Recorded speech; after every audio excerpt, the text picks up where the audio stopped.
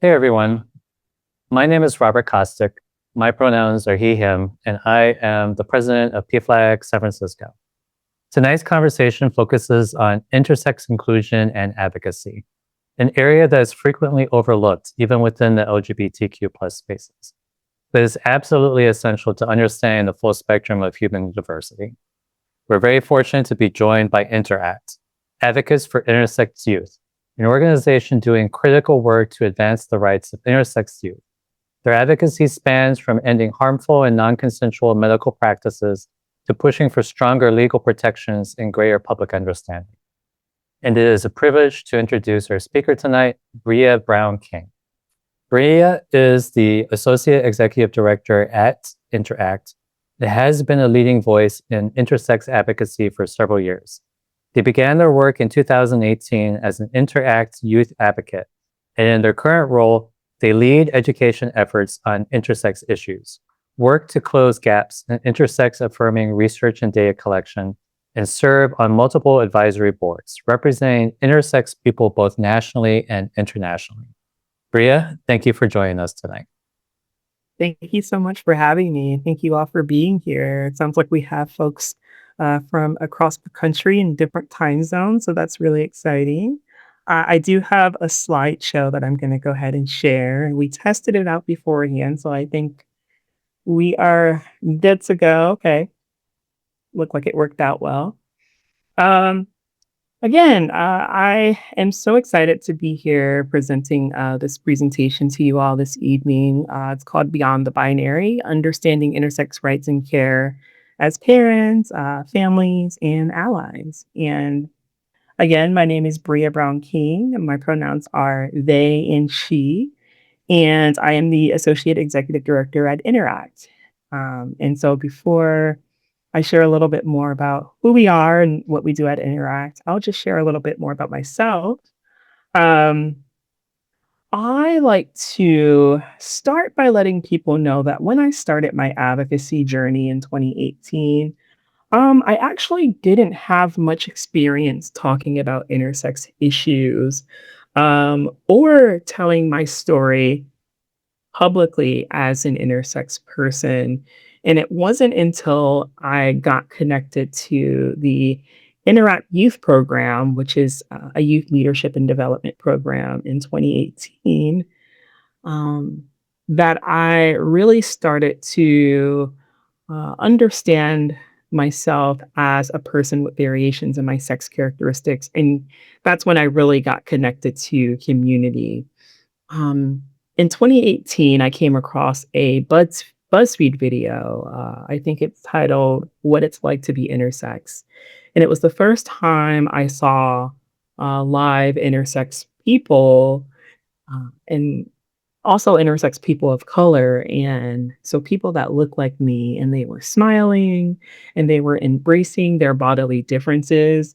And that was something I never knew that I was allowed to do up until that point. When it came to being intersex, um, a lot of what I felt up until that point was a lot of shame surrounding my body and just being different. And so it was in that moment I knew that there was another reality that was possible. That video led me to finding Interact. And I like to say that the rest is history. In 2019, I became Interact's communications intern. I had the opportunity to make a little bit of history by becoming the first openly intersex person to speak about intersex issues on the steps of the Supreme Court. Not long after that, in the beginning of 2020, I was hired on full time as a staff member at Interact and sort of worked my way up from there. And now I have the opportunity to speak about intersex issues all over the world. And I just feel really grateful to be able to do this work. And so, as Rob mentioned, we at Interact, we work to empower intersex youth and advance the rights of all people born with variations in their physical sex characteristics, also known as intersex traits. And we do this through um, advocacy, public engagement, and community connection. And so, for Those who might not be aware, intersex refers to bodies that express a wide range of physiological variations of sex characteristics and development that might not fit the traditional conceptions about what a quote unquote male or quote unquote female body is supposed to look like according to society standards. And there are actually over 40 different intersex variations. And so intersex bodies can have natural differences in at least one of seven different components of sex. And so we'll talk about those. For example, intersex people could be born with a chromosomal configuration that's actually not just XX or XY. And I don't know about you all, but what I was taught when I was taking my uh, biology or human development class is that there's only XX and there's only XY, and girls have XX chromosomes and boys have XY chromosomes. And we were led to believe that that was the complete and full truth. And lo and behold, once I got into this work, I learned that there are actually chromosomal configurations that are not just XX and XY. And so that's one example of the ways in which people could have natural differences.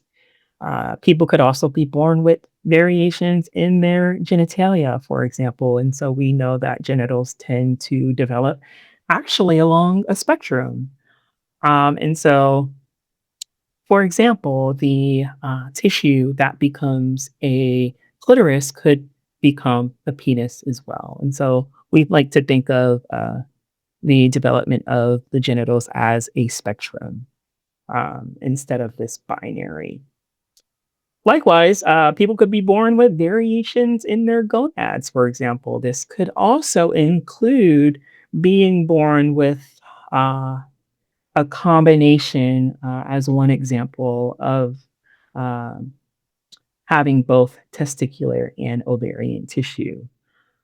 Intersex people could be born with variations in their internal sex organs, such as being born without certain internal sex organs, such as a uterus or a vaginal canal, for example. Variations in how the bodies produce certain hormones, as well as how a person's body responds to the hormones that it produces naturally, as well as variations in a person's secondary sex characteristics. And so these are the sex characteristics that tend to come about during puberty. So we're talking here about things like facial hair and body hair and fat distribution and things like that. And so intersex people, we are not that rare. We are mostly still just invisible, even within the broader LGBTQIA plus community. And so people make up about 0.5 to 2% of the population. And you might wonder why that number is there's such a wide range. And well, that has part to do with the sort of disagreement over what quote unquote counts as intersex. And so something that you'll learn is that there are people who have variations in their physical sex characteristics, but they don't actually use the term intersex to describe their experience, and that's completely okay. But when we consider variations, for example, like hypospadias, or there are people with some people with PCOS, for example, who have variations in their sex characteristics. And so when we take those variations into consideration, we like to think that that 2% number is actually a lot higher. And so, just to get the facts and clear up some misconceptions that are often common, most intersex people, at least in this country, are assigned male or female at birth. It is not common for a person to be assigned at birth, or for an intersex person to receive, for example, an X marker at birth. Some intersex traits are apparent when a child is born. Others don't become apparent until that child reaches puberty.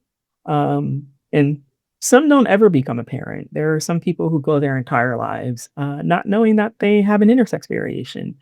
Some people don't learn that they're intersex until well into their adulthood, when they're maybe going through their medical records or experiencing some sort of uh, infertility where they might seek more information about their medical history. Intersex people can have any gender identity. Some intersex people are cisgender, and some intersex people might be trans and or non-binary as well. So just to continue along the conversation around terminology, I think it's important for people to know that there are a lot of different ways to talk about the same thing. And so I want to provide a little bit of context for that. So in 2006, there was a sort of a consensus statement that was created by the medical community and intersex advocates.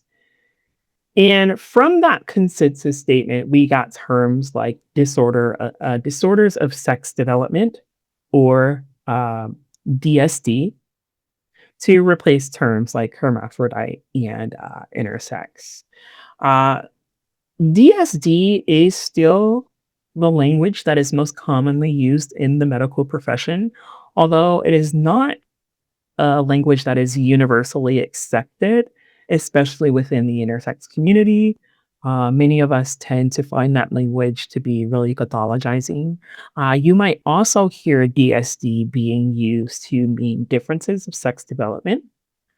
Um, but what I am seeing, I think what we're seeing within the movement as a whole globally, um, is terms like variations in sex characteristics or variations in sex development as more widely accepted. And also, I think this is terminology that is becoming more preferred within the community because it really captures the experiences of people who might not want to use the term intersex, but are people who are still born with variations in their sex characteristics.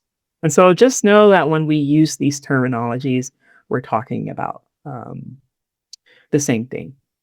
And so intersex people, again, are as many as 2% of the population, and yet our bodies are still stigmatized and treated as if there's something wrong with us simply because some of our traits just so happen to fall outside of the traditional concepts of the male and female binary.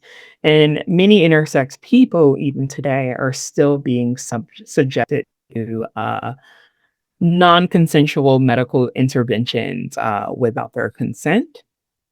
And so we'll talk a little bit more about what those procedures are. And so when we talk about intersex surgery or IGM, intersex genital mutilation, we are talking about these procedures here. So we are talking about vaginoplasties, so creating or lengthening vaginal canal. We're talking about hypospadias repair, which refers to relocating a urinary opening so that it's at the tip of the penis, often performed on children so that they are able to pee standing up. Gonadectomies, which is the removal of the gonads. And when you remove a person's gonads, you remove the organ that allows that person to go through puberty naturally. And so, therefore, you are um, forcing these folks to depend on lifelong hormone replacement therapy, reducing the size of an enlarged clitoris, known as a clitoroplasty or a clitorectomy, completely removing it, or changing the appearance of a labia or scrotum so that it appears to be more quote unquote normal. And so oftentimes, these procedures are happening on children who are too young to participate in the conversations happening about their bodies. And so we're talking about children who are under the age of 2, so they are not able to meaningfully consent or even participate in the decision making process. And so I like to talk about sort of how we got here because I think it's important for us to think through a little bit and just know that the history goes uh, far deeper than this. But for the sake of time, I just pulled some highlights out here. And if you're interested in learning more about that history, I have some resources on this slide. Here are some books um, that I would recommend reading, especially Bodies in Doubt, An American History of Intersex by Dr. Elizabeth Reis. And so, how did we get here? Well, we know that in the 19th century, for example, there were legal reasons for quote unquote proving someone's biological sex, right? Due to the different legal statuses of men and women throughout history. So, for example, who gets to own land and who gets to have an inheritance, for example. And also, I think it's important for us to acknowledge the ways in which our definition as a society, our definition of quote unquote true sex has changed over time and it continues to change. If we remember from the beginning of our presentation, there are several different components of sex chromosomes, hormones, and so gonads. Which component are we using to define true sex? And so there was also, and this is the point that I find really interesting, the belief that an enlarged clitoris could promote queerness in women. Um, I am not making this stuff up. It is there in the history, in the research. When I was doing research on my own variation, which is congenital adrenal hyperplasia, hyperplasia or CAH for short, a lot of the research was focused on how do we make sure girls with CAH don't become queer. Um, and intersex people throughout history were seen as inherently seen as homosexual as well.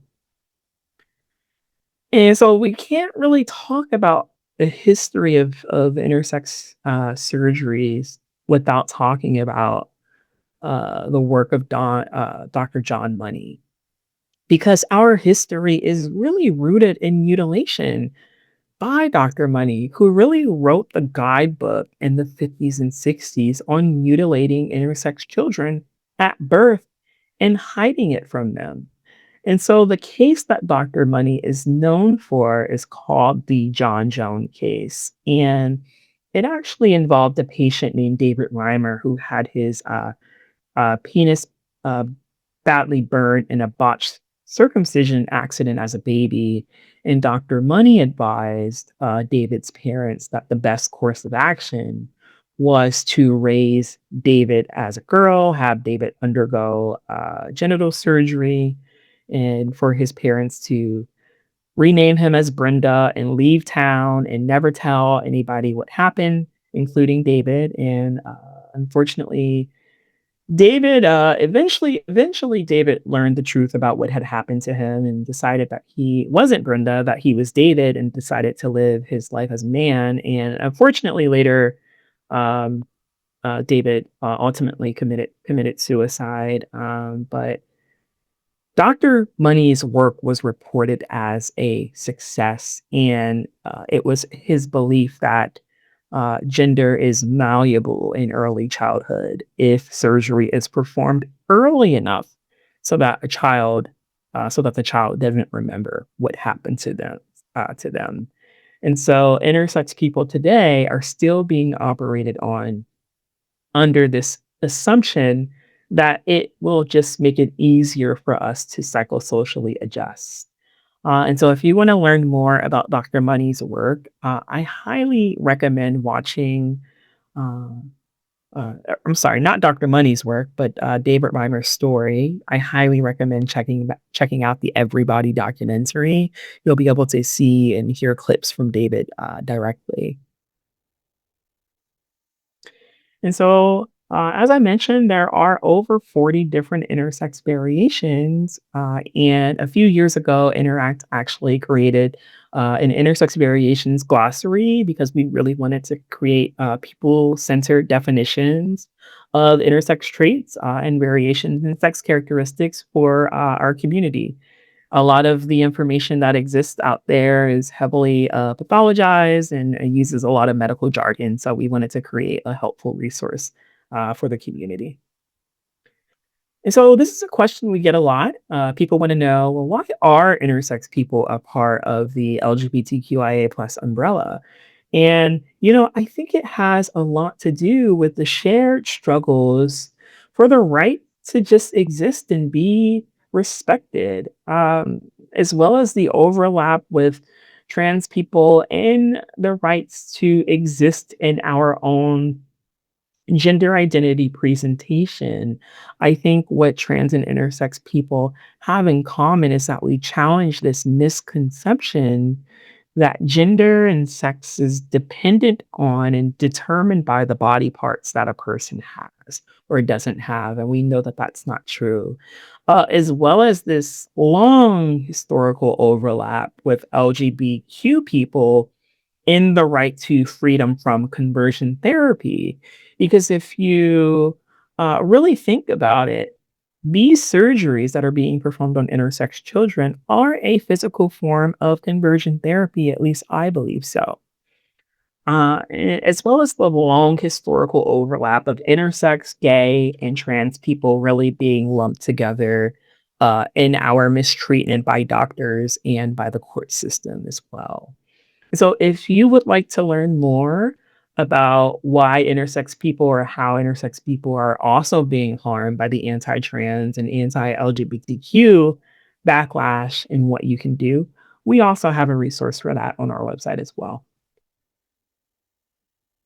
And so, just a point that I would like you all to keep in mind, and once we get to the discussion question, feel free to share your thoughts.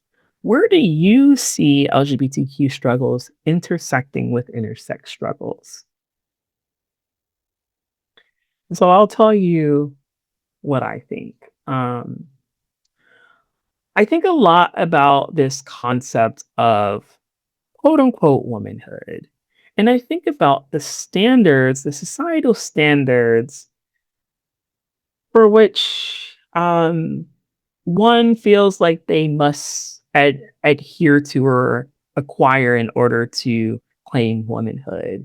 And I think about the ways in which, in order to be uh, considered a woman, one has to adhere to these Anglo-European standards of beauty. So it means you can't have any facial or body hair anywhere except for on your head. You have to have quote unquote typical female reproductive organs, XX chromosomes. You have to be able to carry and birth a child, engage in heteronormative penile vaginal penetrative sex, and the list goes on and on and on. And that part is important because a lot of children, a lot of intersex children, one of the common surgeries are vaginoplasties. And I know that so many of my peers and myself were told that we have to have this surgery so that we can engage in heteronormative penile vaginal penetrative sex one day with our husband. And so there's so many problems with all of this. I mean, everything is the problem. The standards are racist, they're sexist, they're classic, they're transphobic, they're interphobic, they're unrealistic. Um, because who actually can meet all of these standards? And I think it's just important for us to all remember that nobody gets to define our gender for us, and that includes our lawmakers, even though they like to try. And just to continue the conversation, because as a Black woman, it's important for me to really think about this through an intersectional lens, thinking about the concept of womanhood and race. And I think about how this is really a form of patriarchal policing of women's bodies. And we can't ignore the fact that it disproportionately affects women of color. And I mean, Black women throughout history have been seen as inherently masculine. And it was not that long ago that Black women were not even seen as women, period. So again, these white Anglo-European standards of beauty are racist, they're transphobic, they're interphobic in their classes. And so something it's important for us all to know is that um, these trans healthcare bans support intersex genital mutilation. All of the laws banning gender affirming care for trans individuals have the so-called intersex exception. And this exception specifically permits the practice of altering intersex children's bodies, especially their genitals, before they're able to consent in order to fit what some surgeons think a girl or boy's body is supposed to look like according to society standards. And so these gender affirming care bans also block intersex people from getting the health care that they need. These laws may block intersex adolescents and adults from accessing hormones or other vital medical care, even if that care isn't being perceived as being related to a transition.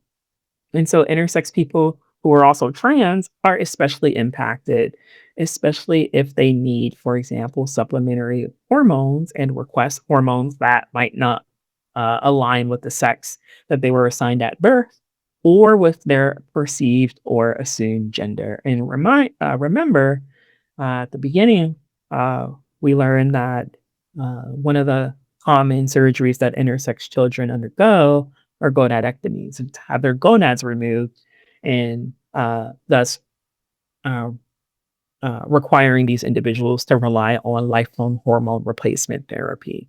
And so, a lot of intersex people are having trouble getting access to their HRT as well. And so when it comes to the bathroom and locker room policing, I just want us to know that this is an endemic of even cisgender endosex women being targeted for using the women's restroom. Endosex just meaning non-intersex, by people claiming that they're trans. And so this is something that affects all of us. So it's not just something that affects intersex or trans or gender diverse people. It's something that affects all of us.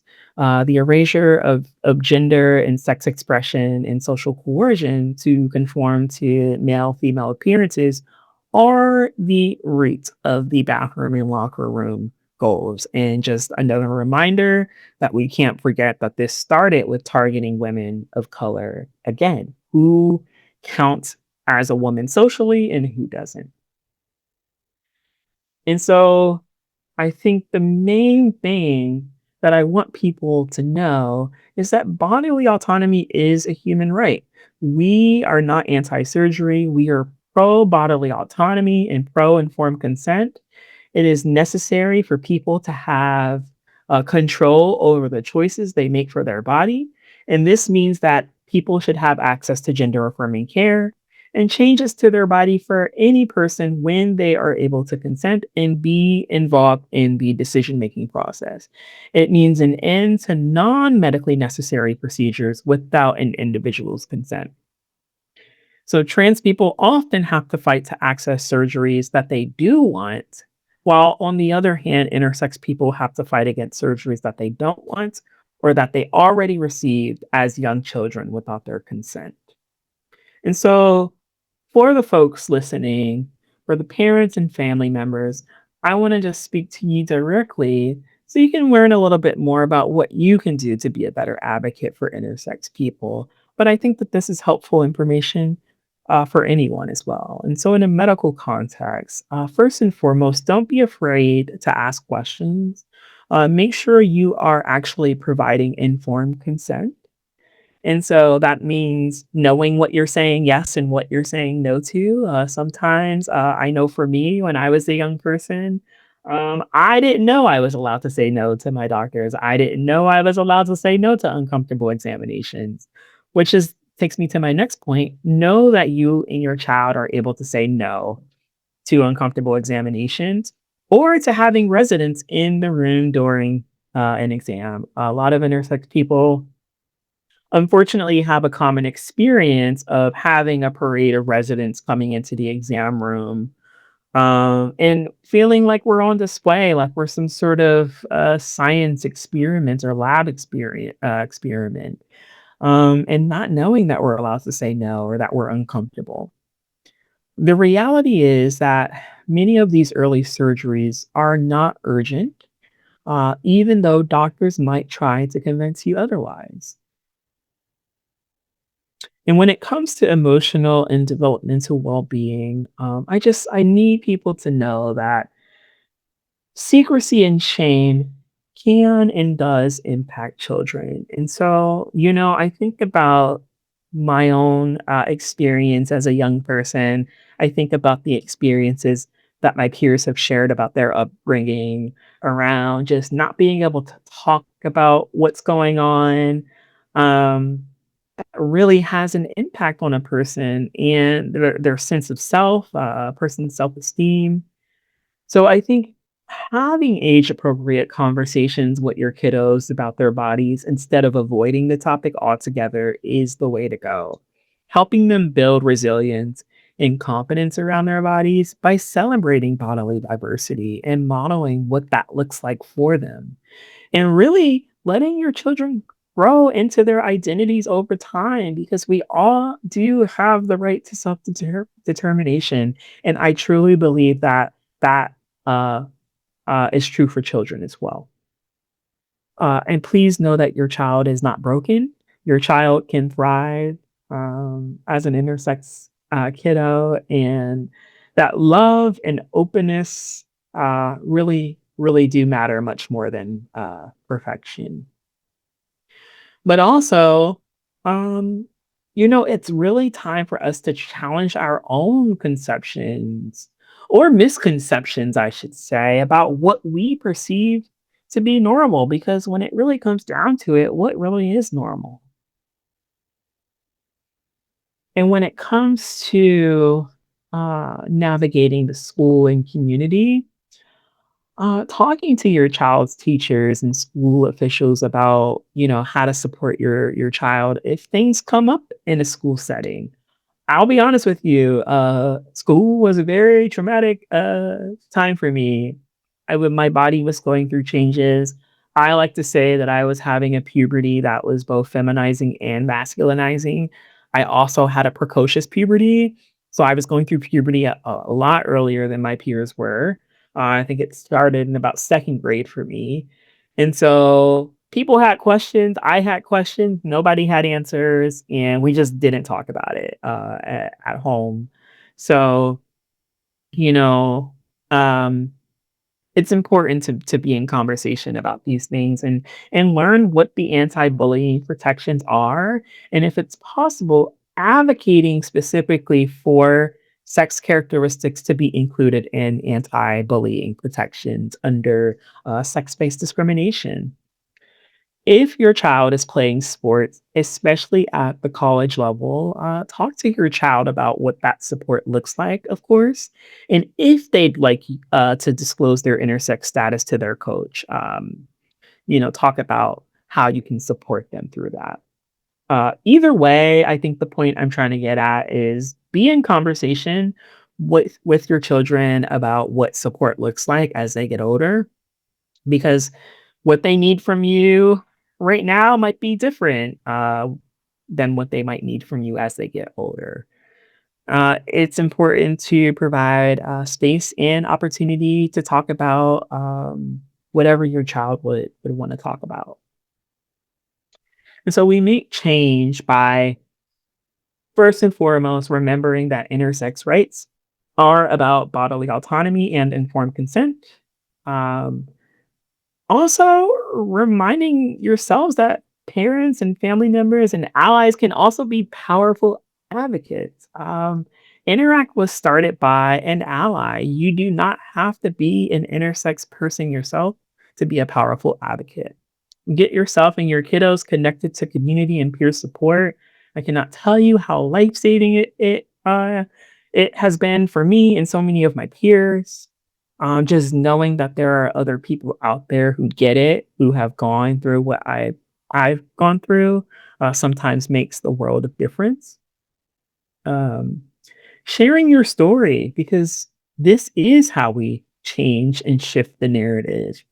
Advocating for curriculum, changing curriculum. So, we know that um, usually sex ed curriculum is not intersex inclusive, but we also know that even once we get to the medical school level, we know that our providers are not being educated on intersex issues, and oftentimes intersex people as the patients, the onus is put on us to be well informed in order to advocate for ourselves, to educate our doctors and advocate for the care that we need. And most importantly, educating our doctors, our teachers, and other parents as well. And so we have so many resources on our website. Please check out our website. One of them is What We Wish Our Parents Knew. It's a brochure created by some of our members of our youth advocacy program. So highly recommend checking that out. And again, I think peer support is important for intersex people, of course, but I also believe that peer support is important for parents and family members as well. I'll just read this quote out. Routine incorporation of peer support at the earliest possible time eases the overwhelming feeling of isolation and bewilderment many families and children experience at the time of diagnosis. I can't stress how important peer support is enough. This is a photo of so many really amazing intersex folks at a Interconnect conference a few years ago. Interconnect is the oldest and largest peer support organization in North America, and so highly recommend that if you're looking to get connected to community, um, Interconnect is a wonderful resource for that, and they support folks and their families of all ages. And if you know any young person between the ages of 13 and 29, Interact, we have a youth program. As I mentioned, I am a proud product of the youth program. That's how I got started with my advocacy work. Um, we this is a photo from one of our youth retreats. We do an annual healing and wellness retreat for intersex young people. Well, we bring about 20 to 25 young people together. We have a good time. We do healing and wellness together. And so I shared a QR code for that. We also have a Discord server for our youth programming as well. And we have a youth advocacy cohort where youth get some one-on-one mentorship with their advocacy journey if they're interested in any of that. And I know we still have a little bit of time, but if you're wondering when it would be a good time to get involved, if you're feeling inspired by this talk and you're like, oh, like I really want to do something, but I'm not sure when, October is a great time to do it because October is Intersex Awareness Month. October 26th is International Intersex Awareness Day. It is the day where we commemorate the very first public demonstration that took place on October 26, 1996. It was led by intersex people and allies, and they were the first. It was the first public demonstration at the annual convention of the American Academy of Pediatrics conference in Boston. It was the first time intersex people and allies called on the medical community to do something about these surgeries. We will be celebrating the 30-year anniversary from this very first public demonstration this year. And so if you're feeling inspired to use your voice, I think this October would be a great time to do it. And I think that is all I have for the talk. You have my email. Please follow us on social media to keep up to date on all the things we have going on. And I think that's it. I'm going to stop sharing my screen. Thank you so much, Bria. I'm going to ask just a few questions, and then I'll open it up to our participants if they have other questions they would like to ask. The first question I have is, you talked a bit about situations in which physicians pressure parents to have medically unnecessary surgeries for their kids, and how difficult that can be, because a lot of us, and I feel this too oftentimes, it's like it's difficult to say no to physicians. And so do you kind of like get a little bit more in the weeds regarding that? Because you're faced with this situation. What are like circumstances where you should have like your antenna up about like, this is what's actually going on here? And one of the things I kind of want to also kind of ask, sort of tied into that, are there any situations where you may want to consider either surgery or treatment because of a child being intersex? Yeah, thank you so much for that, Rob. I'll answer the second part first, and say yes, because I think I want to make it really clear that we're not anti-surgery, right? We are pro-informed consent, pro-bodily autonomy, and certainly if surgery is required and medically necessary, for example, if a child is not able to urinate or menstruate properly, that would be a medically necessary surgery. And so I just want to be really clear that we're talking about medically necessary surgeries, right? Like, we're just saying that while you're down there correcting that so that a child is able to urinate and menstruate properly, you do not perform a clitoroplasty just because you're down there. And I say that because it happens. And we are, obviously in support of intersex people choosing to have surgery. If that is something that they choose to do, we are in full support of that. But that's not what's happening. And so and with that, I'll just share a little bit more of my own experience, because I know we have some parents and families who might be listening and who might benefit from this.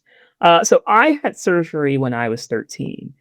I mentioned at the beginning of the presentation, or somewhere throughout the presentation, my variation is congenital adrenal hyperplasia, or CAH. CAH is one of the more common variations that often leads to early genital surgery on intersex children. And so the fact that I didn't have surgery when I was an infant, um, that's a pretty big deal. I feel really grateful. And when I was able to talk to my mom about that, she just simply said, I didn't want to make that decision for you. And like for me, it's as simple as that, because what I don't have, that unfortunately so many of my peers do have and are struggling, is like resentment towards their parents.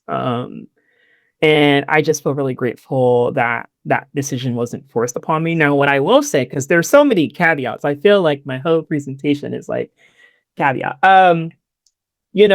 What we don't talk enough about is the societal pressure, like the pressure a 13-year-old feels to just like fit in. And what I didn't have access to be honest, was someone like me in my youth being like, hey, there are other options. And actually, like your body's okay. It's okay to be different. I didn't have that.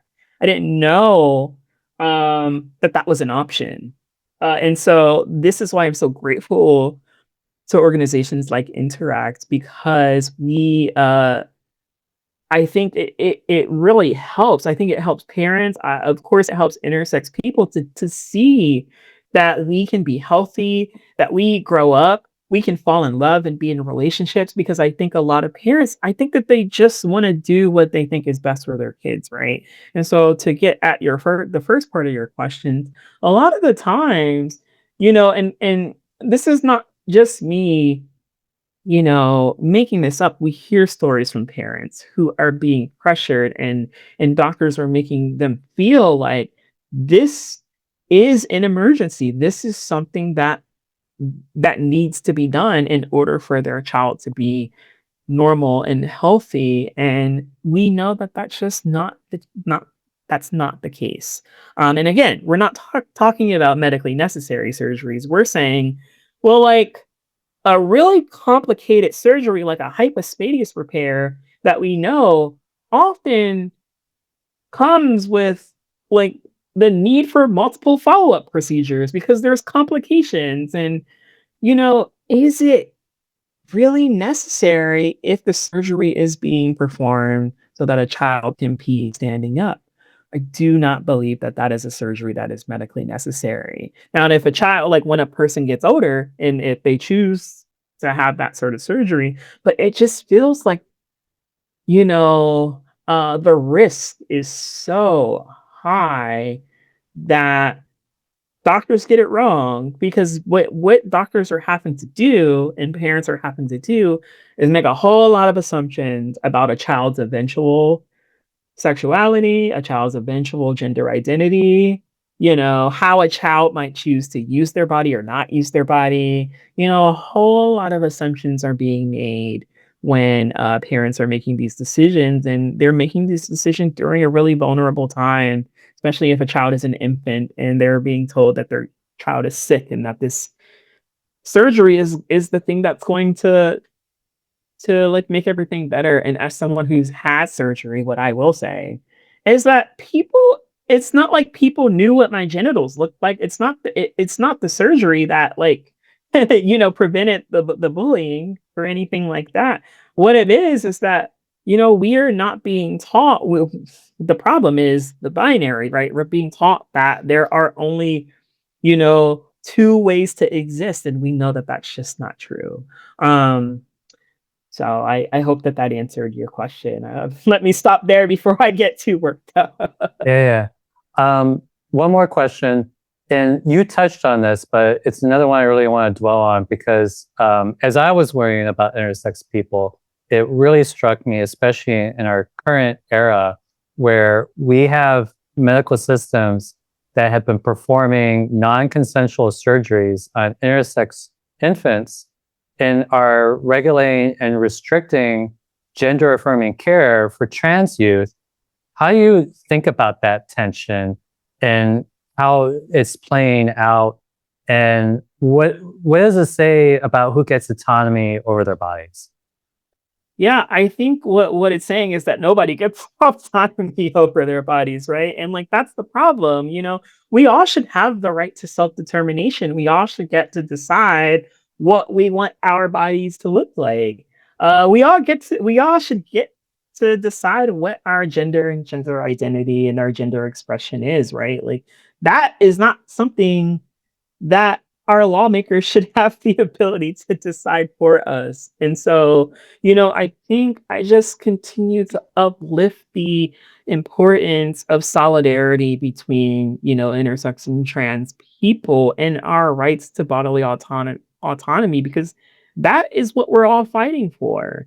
And, I think that like when it comes to a lot of these anti-trans laws, I think oftentimes, one, I will say, oftentimes, I think our lawmakers like have no idea. Like, have they like ever taken a biology course? Because I'm just like, how? But now, like, now they are being intentionally interphobic or intersex phobic, either one. Um, and we, for example, get things like lawmakers trying to define gender by things like a person's reproductive capacity. Well, like, what about the people who like can't like or for example, what about the people who like can't reproduce, right? That what I just think that these are reasons why, because some people they need to see themselves impacted to care, right? Like, and I think that this is something that affects all of us, whether you're intersex or trans or not. Um, did that answer your question? Yes, yes, of course, yes. I don't want to hold you any longer, but Bria, thank you so much for having this talk with us. It was really informative and interesting. And we wish you the best. Thank you all for having me. Take All care. right. Have a good night, Bria. You too. Take care. Bye-bye. Bye.